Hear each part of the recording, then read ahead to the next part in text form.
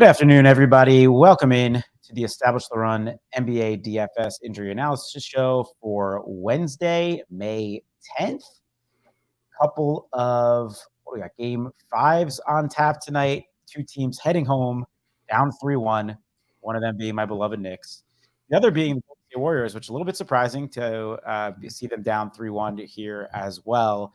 But we're going to dive in for all the injury takes that you need to know, rotation changes, anything else of relevancy for tonight's games, as well as tomorrow, Thursday, May 11th games, as we are going to continue kind of double down on these Monday, Wednesday, Friday shows for injury report.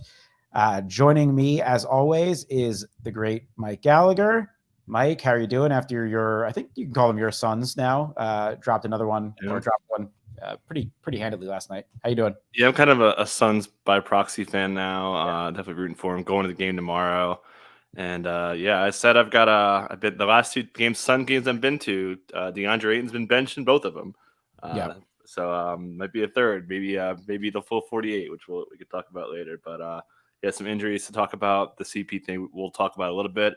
Probably not doing a show tomorrow, but if we get some big news, maybe we will. But sure. 3-1s tonight, 3-2s tomorrow should be interesting. Yep. Potential closeout games today and tomorrow. Let's start with the early game tonight at Madison Square Garden. Let's start on the Heat side. We'll start with the away teams here.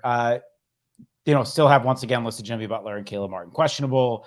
Bam Adebayo is listed available. Cody Zeller is listed available. Obviously, Tyler Hero and Victor Oladipo are out. Haywood Highsmith probable. So there's a lot of names on the injury report. None of it means much of anything.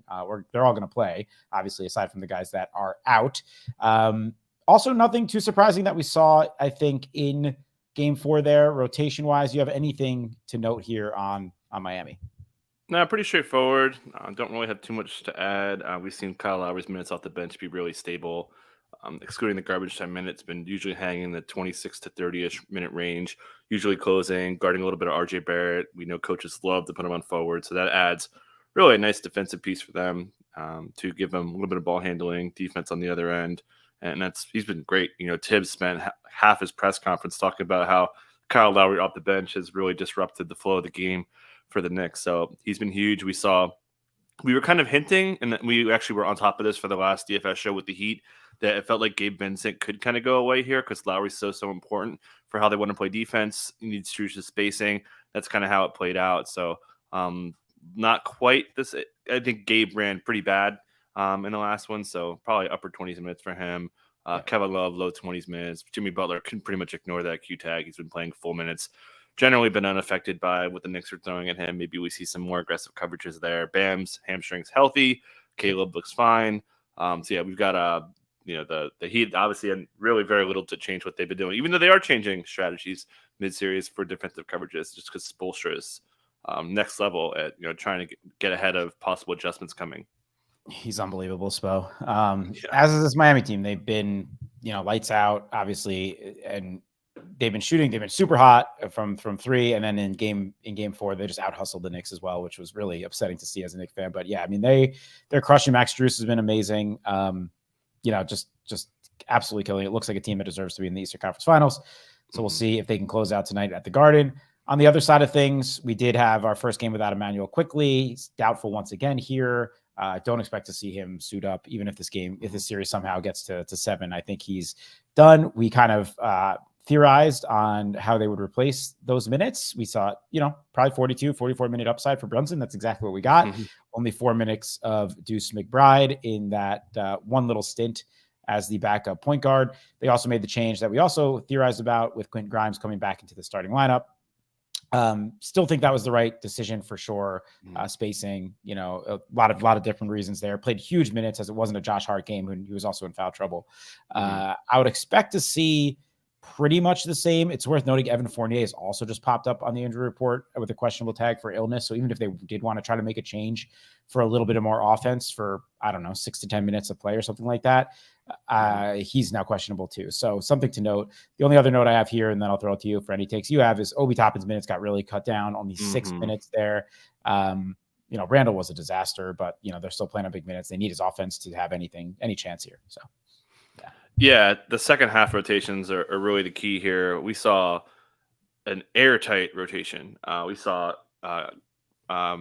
Deuce McBride pick up 4 minutes in the first half, went away in the second half. Brunson played the whole second half.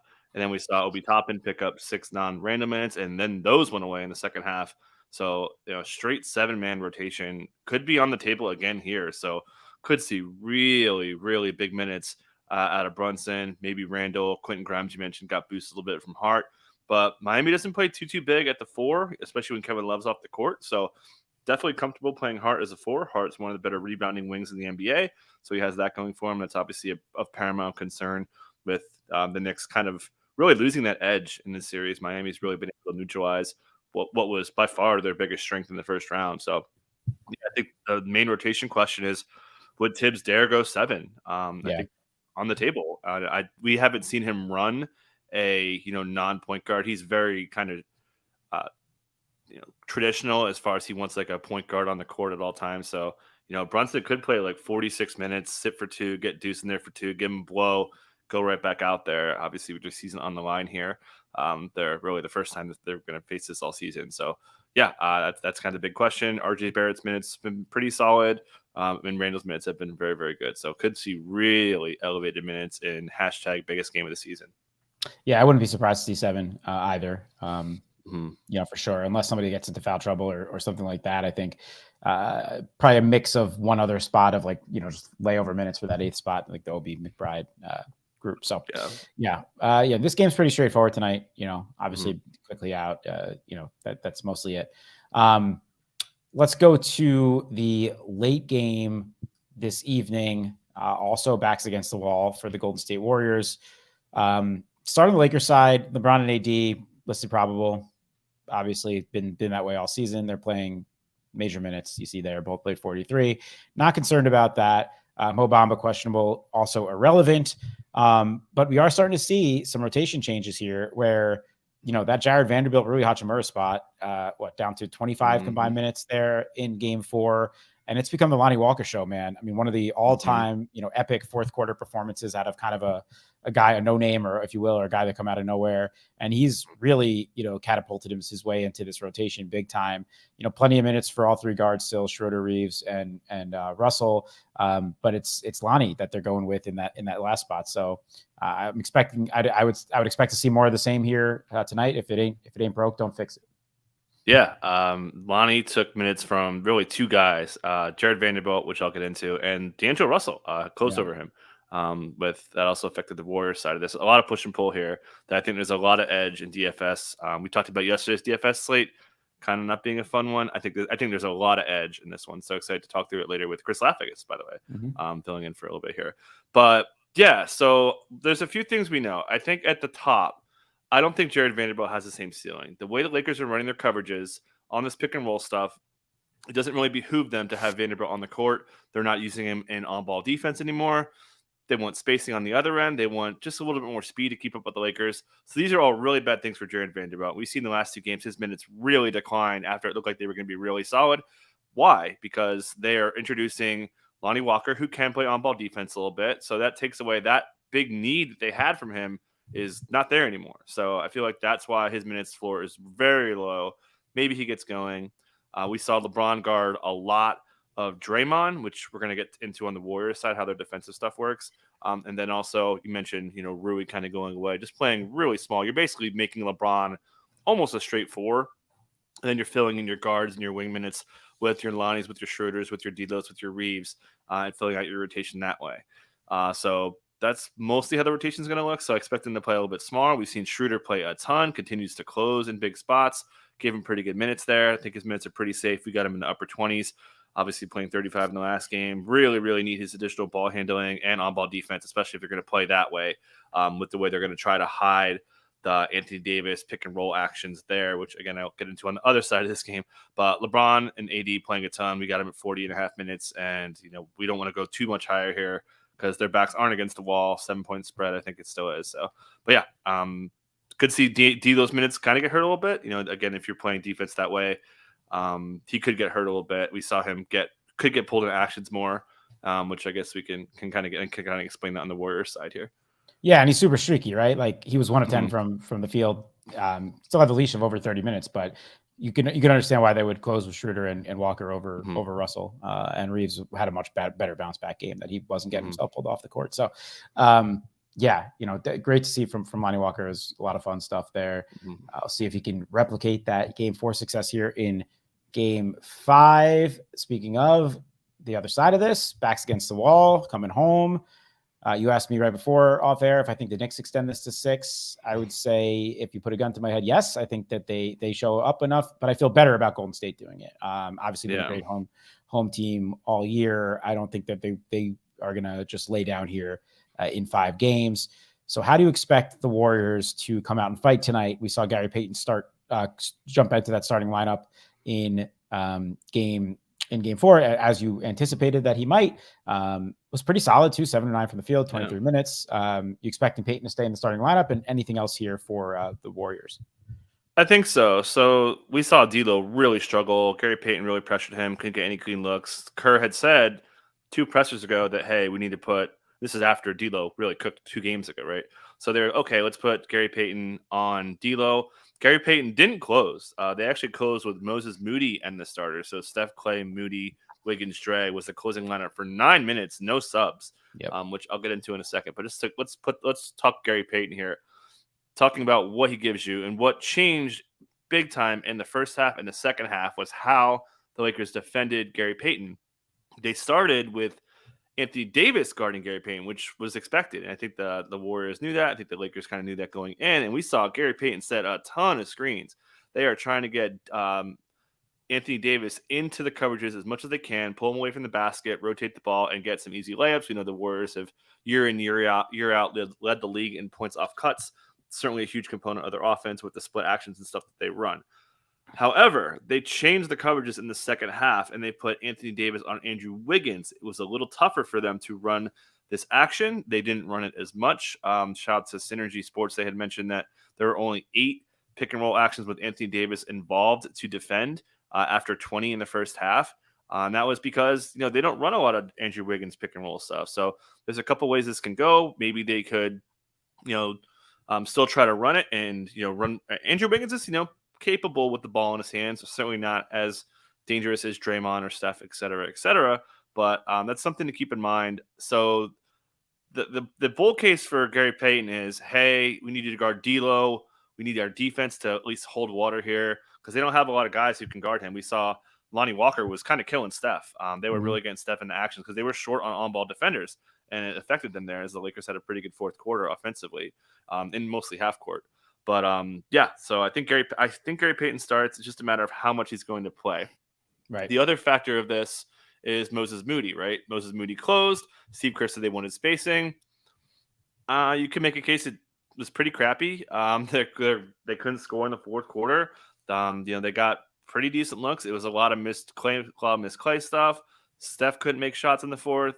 I thought their offense looked okay, so that's kind of how things could get undone for Gary Payton if it's like a grand opening, grand closing situation. But I think they need him for defense.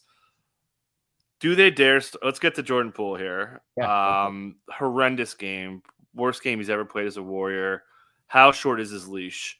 We saw him come out in the third quarter, miss a defensive rotation, quick sub. Moody comes in. Gary Payton comes in after that, and then Moody closes, as I said. So his floor is really low. I think he's going to have an early sub. I think they're going to see if he can get going. If he does, great. Maybe he plays 25, 26 minutes. If he doesn't, it could be really bad because they've got options. They've got Moody. They've got Dante DiVincenzo. They've got Gary Payton. That's more than enough. If they're going to play Curry 40 minutes, Clay a bunch, so on, so on. So I think that Poole's minutes are just very volatile. Curious to see where he's at for DFS. I think I covered Moody. He's kind of a have it both ways player for spacing. He just looks slow, though. I don't think he's going to play a lot of minutes. I think they want Gary Payton to be the guy and make their offense work well enough. Because basically, if Steph's cooking and Draymond doesn't shoot like crap and Clay's actually halfway decent, he's been horrible, really, for the last, excluding the blowout game. He's been bad like 5 straight games.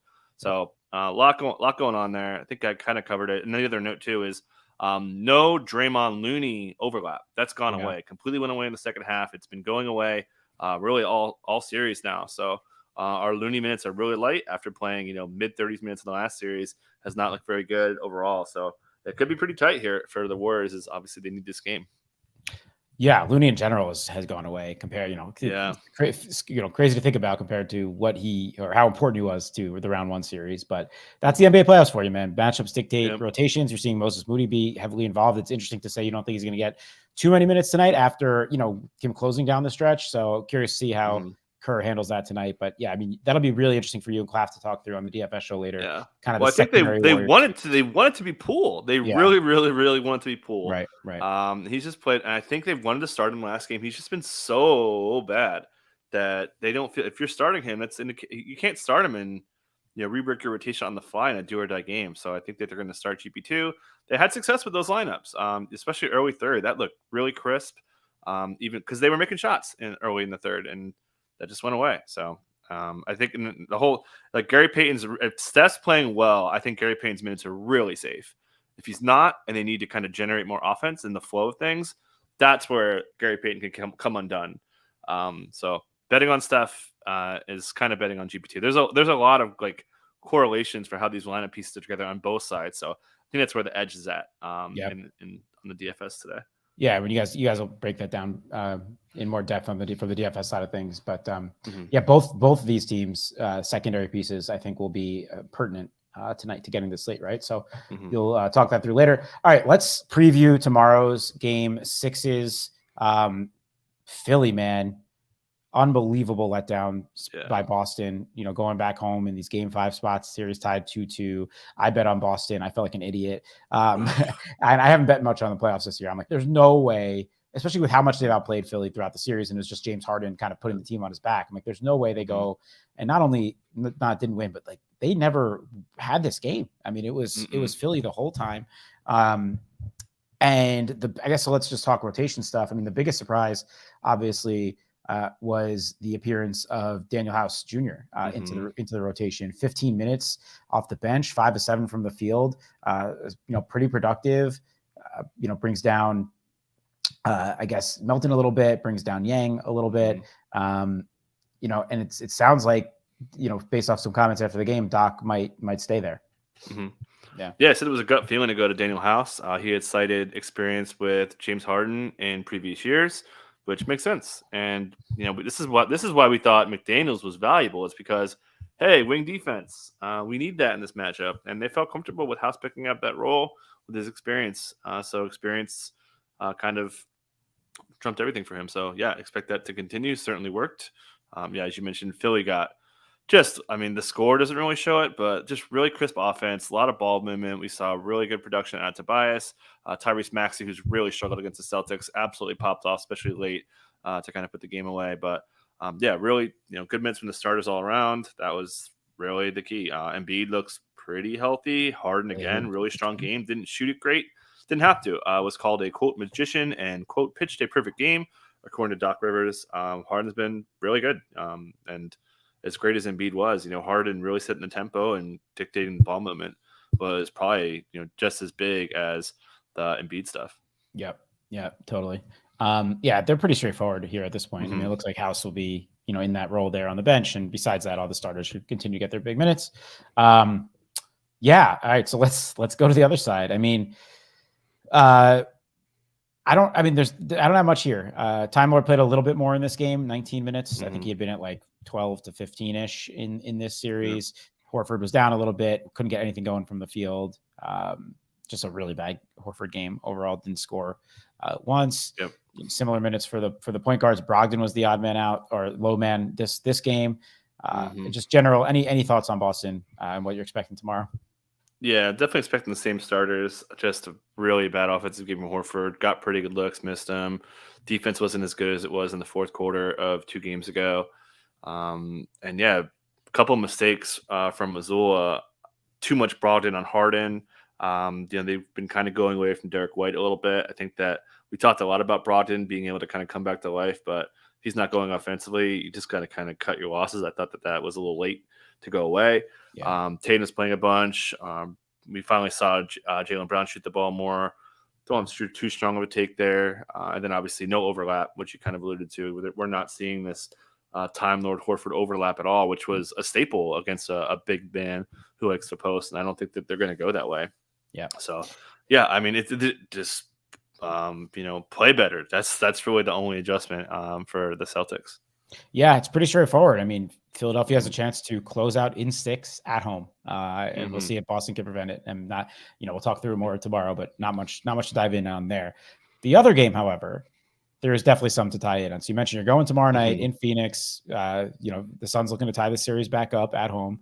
The Suns, man, they're just still experimenting with everything that isn't Durant and Booker, really, because even the center stuff has been an experiment this whole series. So, we predicted Ayton having a solid game yesterday. He did from a statistical standpoint. Yeah. I think he was optimal. Or he was optimal for a while in DFS, and he might have just dropped out at the end. Yeah, he was. He ended up being optimal, and it was right. It was that mid-tier thing we talked about. Whatever. That's the conversation we talk about for the DFS show. Regardless, we predicted he would get bigger minutes. He did. Booker and Durant, obviously, major minutes. That's not going away. We also predicted big minutes for campaign. That happened. But Josh Okogie, 8 minutes, didn't start the second half in favor of Landry Shamet. Terrence Ross was probably maybe the best of all these other guys. 20 minutes off the bench was pretty effective. We thought Warren would be okay. He did get his 15 minutes. 16 for Landale. They're just trying different. They're just throwing stuff against the wall with these guys and seeing what sticks. And it's getting late for that. So, any predictions for tomorrow or any adjustments that you see Phoenix making? And then, I guess I bury the lead. Is there any chance we get Chris Paul? Yeah, 3 injuries to watch here. Chris Paul certainly the headline. We've seen him been going through doing some shooting work. We saw him do some lateral movement in some pregame stuff. So that's an indication he's getting closer. I think he's gonna get the Q tag. Yeah. Is he gonna play? I don't know. How many minutes? I don't know. He's old. He's had injuries. He wears down in the playoffs. Yada yada yada. I'm gonna have a terrible read in this situation. If he gets the Q tag, we're gonna have to probably project him in, probably mid to upper 20s minutes, just because you kind of hinted at it. They have no answers. They keep coming up with this stuff, and it's just not working. Their solution is, hey, Booker and Kevin Durant, can you catch fire? Yes? Okay, maybe we can win. No, we're dead. So other injuries. Devin Booker rolled his foot in the first half. Looked like it affected him a little bit. Didn't have the same burst, partly because of the Denver Nuggets really pressing him. Full court pressure was a factor, also involving him more actions on the defensive side. They really tried to wear him down. I'm not sure if it was the foot or being worn down, but didn't have the same burst that he had. Additionally, because for the first time in the series, the Nuggets won the fast break point department, which has been a major part of the Suns' offense going back to last series. Devin Booker leads the NBA in transition points by a lot. I assume he's still leading it because he had such a big cushion. But Denver hit the glass, hit the transition points, press Booker, changed a lot of their coverages, a lot of stuff that we saw there that I want to get into a little bit more. Third injury, DeAndre Ayton hurt his ribs, says he's fine, says he's going to play through it. Dude, don't. Just sit out. I'm going to get to Ayton in a second. Yeah. But, so those are injuries. And then, as you mentioned, we saw Okogie come up. I think Okogie's done. Yeah, I mean, he just doesn't do anything. But the problem is, we saw this happen. I think that Landry Shamet, DeAndre Ayton pick and roll coverage is bottom 5 coverages in the league to attack. They have a playoff worst among teams that are left of a 133 defensive rating in 64 minutes. So decent sample, 133 defensive rating. They got cooked over and over and over and over and over again by the Jamal Murray, Jokic pick and roll. They couldn't stop it. Nuggets easily coasted 39 points. Almost majority of it was half court, and almost all of it was on that foundation pick and roll stuff that just they couldn't do anything there. So what's left, right? There's like nothing left. Because you don't want to put Booker in that role, wear him down. Do they just go to Ross and just say, hey, try to get in the way? They go back to Torrey Craig. I don't know. But I think Okogie's done. We saw him sub in off the bench for a hot minute, but it seems like he's done. And then DeAndre Ayton, the Nuggets made a really nice counter to the double drag stuff they were running, which is basically, it's almost like a Spain pick and roll, but more east and west. And they were hedging it and then basically getting Jokic not involved in the action. So, and then Ayton had like all the floor and he couldn't do anything with it. It's just, they got to change the coverages more. So I wouldn't be surprised if Ayton gets benched. Honestly, he's just hasn't earned it. He's been terrible. He's getting the easiest shots. They want him to shoot. Talked about this a lot in the DFS show, but Sun's got a lot of answers here. So it all starts with Chris Paul. Yeah. And plus minus doesn't always tell the whole story, but you see on your screen there, game worst minus 21 for Ayton and plus 5 for Jock. So obviously he played half the minutes, but I don't know. He had earned a bigger role leading up to that. Yeah. So I think they should have gotten away from the Ayton stuff. He's terrible. He's terrible, man. It's like for sure. Assuming the Suns don't pull a miracle out, tomorrow's his last game as a Phoenix Sun at home. You would imagine, right? I don't know There's who's taking on the contract. no chance DeAndre Somebody Ayton will. is staying with this team. Yeah. Somebody will talk themselves. Indiana will be after him again. Yeah, right. We know the Pacers like him. Yeah, he's done, dude. There's just no chance there's no use for him when you have if two the Suns players. If the Suns could somehow turn Ayton into Miles Turner, that'd be a hell of a win. Yeah, that'd be huge. Yeah, but that's for off-season talk. It'll be very interesting to see, as you mentioned, what they do tomorrow, and we'll see about Chris Paul. Yeah, I didn't mention. I want to mention TJ Warren. I thought TJ Warren gave him decent on-ball pressure defense. Yeah. I don't know if you want to be. He's not a point of attack defender at all, but what else are you gonna do? There's got no answers. But I thought TJ gave him good minutes, man. We saw him, get his hand in the cookie jar a couple times to kind of disrupt. Got a little bit of size to throw it at Jokic or the pick and roll stuff. So yeah, I think Warren's minutes were pretty good despite how he didn't produce. Yeah. So we'll wait. We'll see what happens. Maybe we'll drop in for a quick injury show tomorrow if the Chris Paul stuff is relevant enough. But I think that was a pretty comprehensive breakdown. On the Denver side of things, I don't think there's really much here. No. They've been incredibly successful. Jokic continuing to prove that he's the best player on planet Earth. KCP, really good game. Bruce Brown, really good game. Great game from Bruce Brown. If they're going to have their top seven all cooking like that, they're not losing. Porter was solid as well and was getting involved with the rebounds. Just everyone looking good. Jeff Green did stay in the rotation. We theorized that maybe he would fall out in favor of Peyton Watson, but him and Christian Brown both involved. So there's really not much here. You have anything on the Nuggets? I thought Christian Brown gave him pretty good minutes. We saw him defend. We actually didn't talk about Kevin Durant. Kevin Durant played terrible, missed a lot of easy shots, and Christian Brown was on him a lot. I thought he defended him pretty well considering the size he gave up. So I think he was solid. I don't think Jeff Green was very good. I mean, we saw the Suns made a little bit of run early second when they had the bench unit, and that was kind of why. So, I still think there's an outside chance that Peyton Watson comes in there. But yeah, not too much to add. Michael Porter Jr. red hot in the first 14, didn't close because they had a lead. I think that's kind of how Malone will go unless he's. And I should mention, MPJ's defense was good, man. He got put on Booker a lot, and his length disrupted Booker. In a kind of a profound way. I thought that this was one of the best defensive games from MPJ I've seen. Mentioned Bruce offensively was great. I thought his defense was still kind of and KCP won the defensive player of the game. Got hit in the face. Like the first play of the game was bleeding and was by far was awesome. Had a really sick pass to Jokic on a cut. Looked really, really locked in. They played Jamal Murray off the ball a little bit more. Jamal had a terrible first half and then really rebounded because that pick and roll game was just absolutely killer. But the off-ball movement, making Booker work, was clear part of the game plan. So, Nuggets have all the momentum back after losing it 2 games in a row in Phoenix. They're my current favorites to win the title.